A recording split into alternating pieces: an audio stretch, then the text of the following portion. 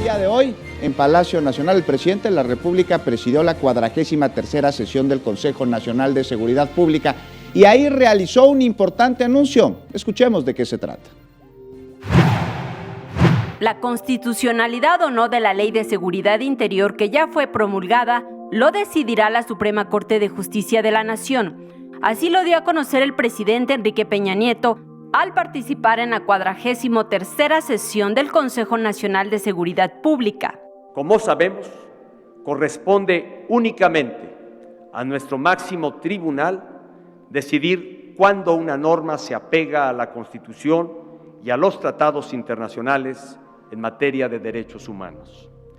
De acuerdo con nuestro marco jurídico, la Suprema Corte solo puede pronunciarse sobre una ley una vez que ésta ha sido promulgada.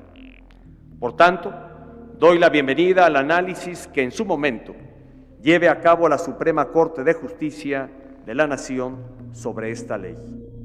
Por su parte, el secretario de Gobernación, Miguel Ángel Osorio Chong, dio a conocer las líneas de acción que acordó el Consejo, como trabajar en la prevención y combate a la violencia de género, crear un programa para la consolidación del Servicio Nacional de Atención de Llamadas de Emergencia 911 y adoptar medidas para prevenir y atender la violencia generada por el uso de las armas de fuego.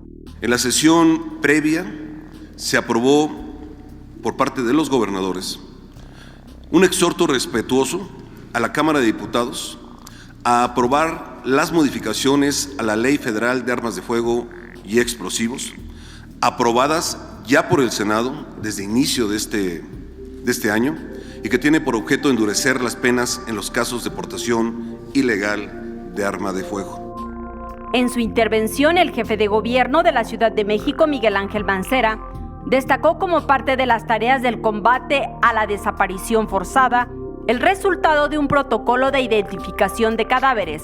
Tenemos un protocolo efectivo para identificación de cadáveres en donde podemos dar cuenta de 258 casos, 109 se tienen ya con huellas precisas para poder realizar diligencias con sus familiares. De esta misma cifra, puedo decirles que hoy tenemos ya 43 cuerpos que están con diligencias de entrega a sus familiares.